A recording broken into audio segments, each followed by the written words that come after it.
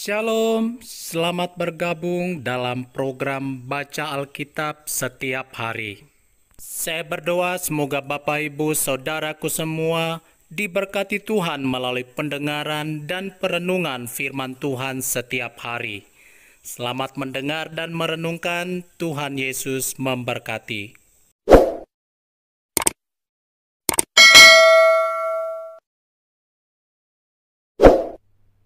Pengkhotbah pasal 8. Siapakah seperti orang berhikmat, dan siapakah yang mengetahui keterangan setiap perkara?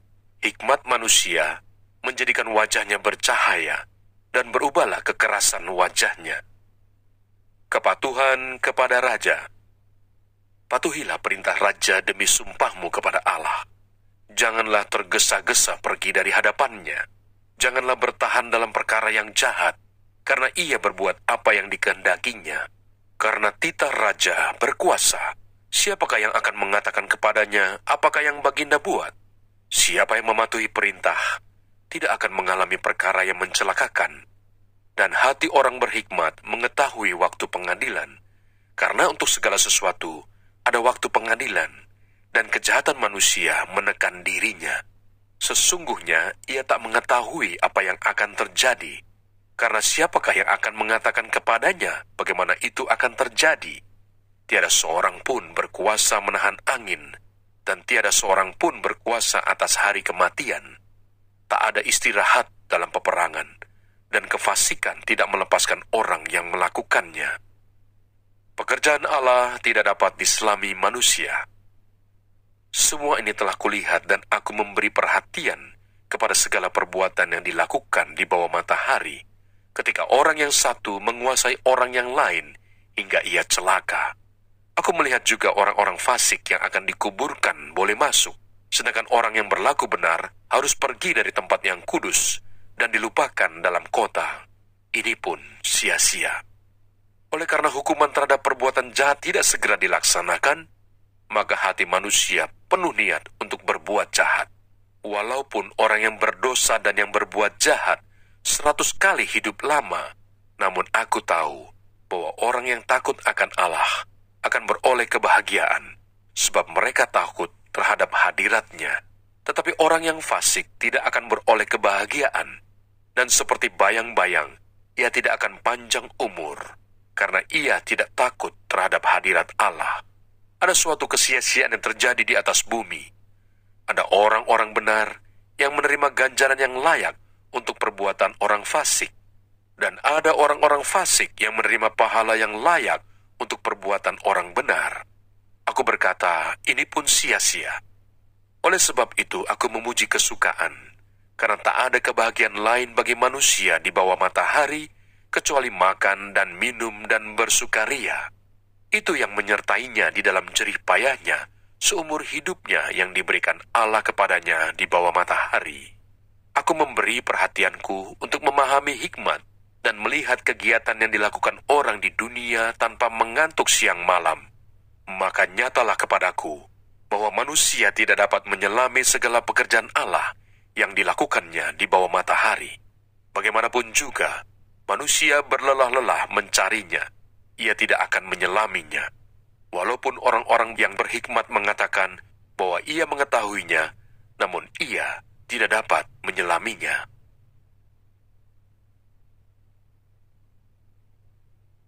Pengkhotbah pasal 9. Nasib semua orang sama.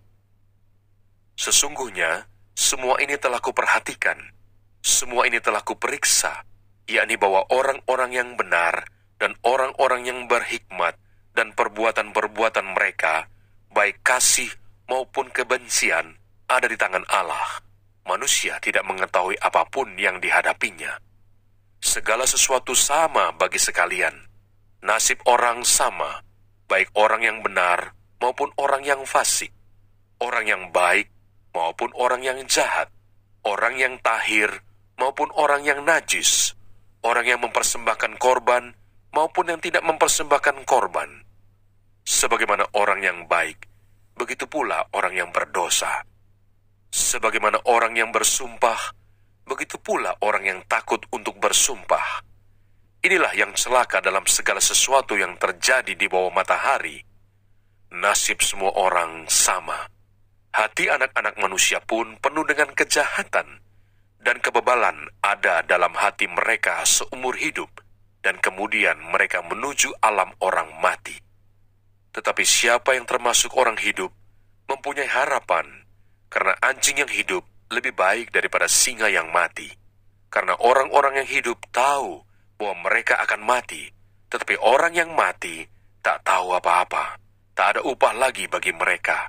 Bahkan kenangan kepada mereka sudah lenyap. Baik kasih mereka maupun kebencian dan kecemburuan mereka sudah lama hilang. Dan untuk selama-lamanya tak ada lagi bahagian mereka dalam segala sesuatu yang terjadi di bawah matahari. Mari, makanlah rotimu dengan sukaria, dan minumlah anggurmu dengan hati yang senang, karena Allah sudah lama berkenan akan perbuatanmu. Biarlah selalu putih pakaianmu, dan jangan tidak ada minyak di atas kepalamu.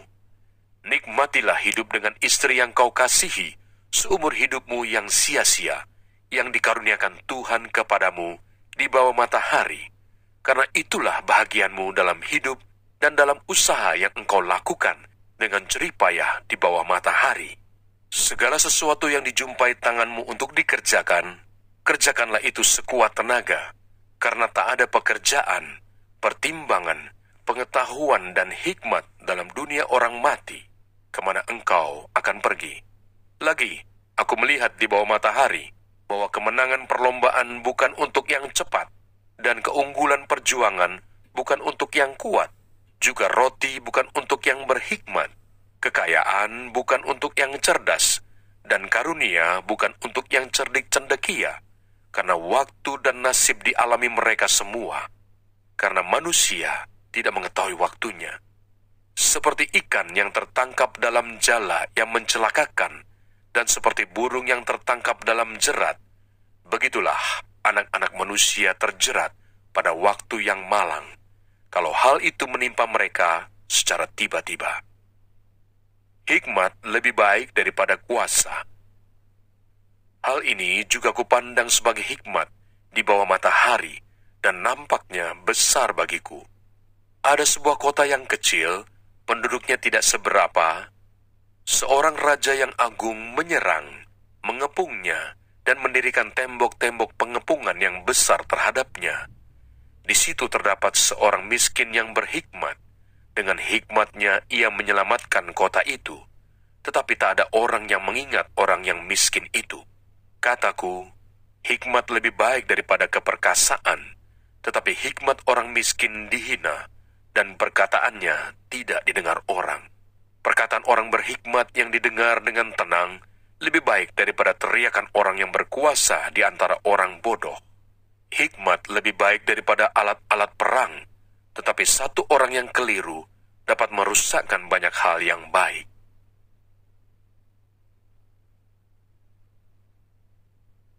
Pengkhotbah pasal 10.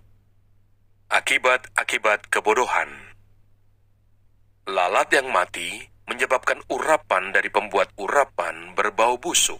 Demikian juga sedikit kebodohan lebih berpengaruh daripada hikmat dan kehormatan.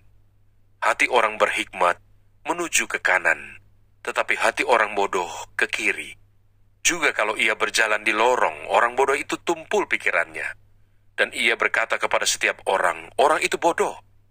Jika amarah penguasa menimpa engkau, janganlah meninggalkan tempatmu, karena kesabaran mencegah kesalahan-kesalahan besar.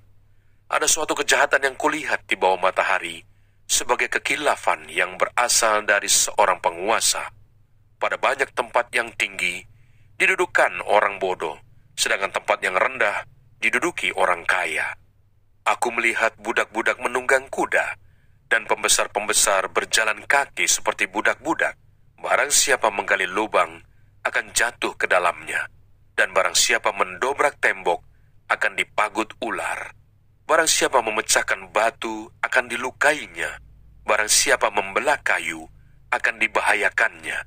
Jika besi menjadi tumpul dan tidak diasah, maka orang harus memperbesar tenaga. Tetapi yang terpenting untuk berhasil adalah hikmat. Jika ular memagut sebelum mantra diucapkan, maka tukang mantra tidak akan berhasil. Perkataan mulut orang berhikmat menarik, tetapi bibir orang bodoh menelan orang itu sendiri. Awal perkataan yang keluar dari mulutnya adalah kebodohan, dan akhir bicaranya adalah kebebalan yang mencelakakan.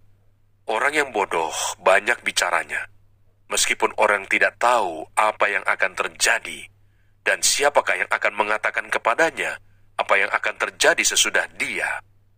Jerih payah orang bodoh melelahkan orang itu sendiri, karena ia tidak mengetahui jalan ke kota. Wahai engkau tanah, kalau rajamu seorang kanak-kanak dan pemimpin-pemimpinmu pagi-pagi sudah makan. Berbahagialah engkau tanah, kalau rajamu seorang yang berasal dari kaum pemuka, dan pemimpin-pemimpinmu makan pada waktunya dalam keperkasaan dan bukan dalam kemabukan. Oleh karena kemalasan, runtuhlah atap, dan oleh karena kelambanan tangan, bocorlah rumah. Untuk tertawa, orang menghidangkan makanan. Anggur meriangkan hidup, dan uang memungkinkan semuanya itu. Dalam pikiran pun, janganlah engkau mengutuki raja, dan dalam kamar tidur, janganlah engkau mengutuki orang kaya. Karena burung di udara mungkin akan menyampaikan ucapanmu, dan segala yang bersayap dapat menyampaikan apa yang kau ucapkan. Jangan lupa subscribe, nyalakan loncengnya, like, dan share. Terima kasih. Tuhan Yesus memberkati. Shalom.